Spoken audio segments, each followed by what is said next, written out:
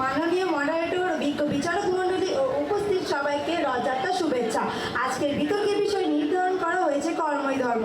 যুক্তিসঙ্গত কারণে এর পক্ষে আমার অবস্থান। যেহেতু আজকের বিতর্কের বিষয় হচ্ছে কর্মই ধর্ম, তাহলে আমরা কর্ম সম্পর্কে ও ধর্ম সম্পর্কে একটু জেনে নিই। সাধারণভাবে বলতে গেলে আমরা যা কিছু করি সবই কর্ম, আর গীতার ভাষায় বলতে গেলে শাস্ত্রোক্ত কর্মকেই কর্ম বলে, শাস্ত্র বহির্ভূত কর্মকে বিকর্ম এবং ভাগবত কর্মকে অকর্ম বা কর্মযোগ। নিশ্চয়ই আমাদের আজকের বিতর্কের বিষয় বিকর্ম বা পাপ কর্ম নয়, কর্মই ধর্ম। বিকর্মকে বাদ দিলে থাকে কর্ম আর অকর্ম বা কর্মযোগ। এই উভয় প্রকার কর্মই ধর্ম, কারণ কর্ম বা সেবাই পরম ধর্ম।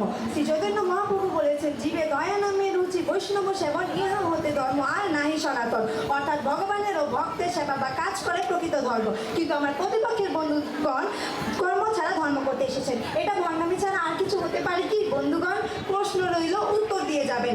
এবার আসা যাক ধর্মের প্রসঙ্গে। ধর্ম মানে যা ধারণ করে, যেমন জলের ধর্ম তরলতা, আগুনের ধর্ম তাপ ও আলো প্রদান করা, তেমনি জীবের ধর্ম হচ্ছে সেবা করা। সেবাই জীবের বৈশিষ্ট্য, সেবা ছাড়া জীব থাকতে পারে না। আর সেবা মানেই কর্ম। তাহলে বন্ধুগণ, কর্মই সেবা, কর্মই ধর্ম, এতে কি ভুল আছে? পারলে উত্তর দিয়ে যাবেন। কিন্তু সত্যটা এই যে উত্তর তো দিতে পারবেনই না, অনর্থক তর্ক করবেন এবং জলকে ঘোলা করবেন। গাদা জল খায় ঠিকই, কিন্তু ঘোলা করে খায়। আপনারাও কি ঠিক সেই রকমই করবেন, নাকি আমাদের সাথে সুরে সুর মিলিয়ে বলবেন কর্মই ধর্ম?